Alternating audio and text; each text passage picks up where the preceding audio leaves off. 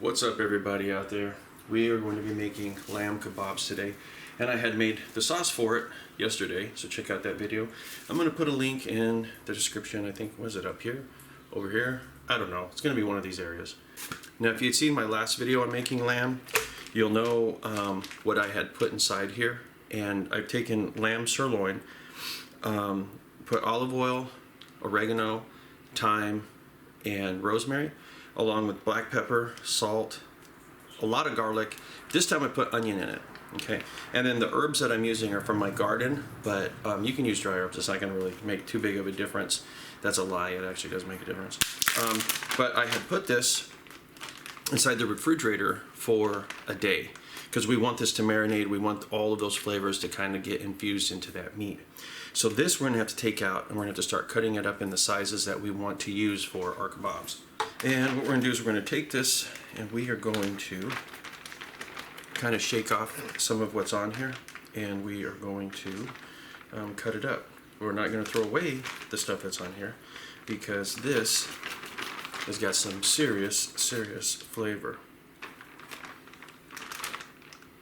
Now, during the time that you're doing this, if you see pieces of fat like this, it's okay to get rid of those. Some of the fat, to some people, tastes a little gamey, so we kind of have to be a little careful if we're trying to avoid that gamey flavor. Okay, so now we have to end up making pieces that are going to end up being adequate for a kebab. And we also have to think about the stuff that we're cooking with it, because we don't want this stuff to take a long time to cook, and everything else that's cooking with it ends up being overcooked. So we kind of have to keep that in mind. So what we're going to do is probably cut it up into pieces like that. Okay, so we're going to put this to the side. Now, because we are going to be cooking all this, there's really no need to clean this right now. We don't have to worry about cross-contamination, because all of this is going to get cooked. So we have a zucchini and a squash. I'm going to wash these. 2 types of bell pepper, going to wash those. A Vidalia onion. These are a little sweeter. We're going to not have to wash that, but we got to cut that up. And I have some portobello mushrooms. These I need to get the dirt off of them. Got my wet sticks. We're going to put that here.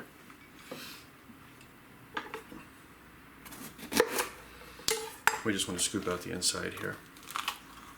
Maybe you've seen me in my other videos where I'll take these seeds, I'll put them to the side, and then I'll plant them. So that way I can start growing my own bell peppers.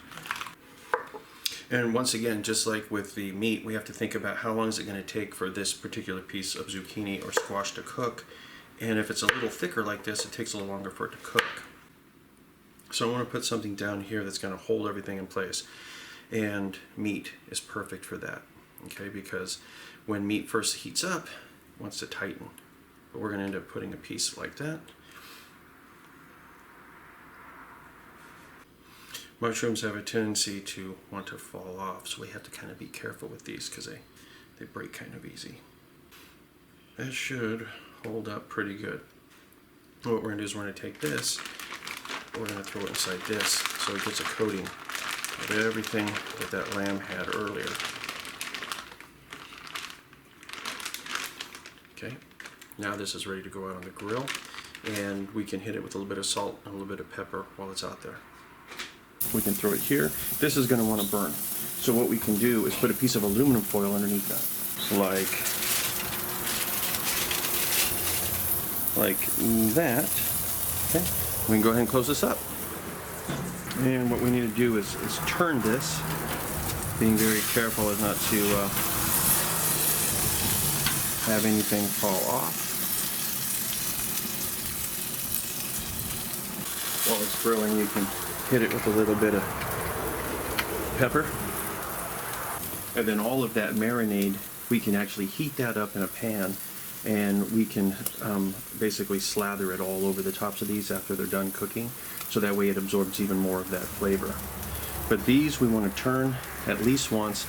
We want to make sure that these get cooked, but we don't want them to be well done, because if the meat turns dry, that's not cool.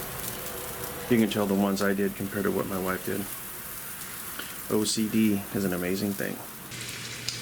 There we go for those, but there's one more out there I have to get off the grill. My wife wanted a straight up veggie one, so for all the vegetarians out there. So what you hear in the background frying is actually the remainder of the vegetables, the remainder of the marinade and everything, because that is something that we can actually end up pouring on top of this after everything is cooked, or we can put it to the side. Or if you're like me, what you would want to do is you take that stuff after that it's been sauteed and you put it in a Philly cheesesteak, and you're going to be owning that. But anyway, let's go ahead and get a taste test done, and we're also going to be pulling out my sauce that I made for this. The traditional cucumber dill sauce that you would have with most Greek food.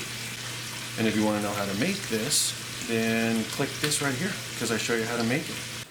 Okay, I'm gonna try the one I made. The one I... Okay, you think yours is better. No. Okay, never mind. I'll just try this first one. Well, I want the one I made though, because it has more mushroom. Usually people put olive oil in this cucumber sauce, but I didn't. Oh, it smells good. I can smell it. Well, I smelled it since yesterday. I guess I should have. Well, I'm the only one who's gonna eat this, right? Yeah. See, it smells fresh. The meat's really good. It doesn't taste gamey at all. I mean, if this is lamb, right? Yeah. So I would have never guessed it was, because you know how I don't really care for Lamb when it's like gamey. Yeah. This would be good like on a sandwich too. Anyway, guys, that's that.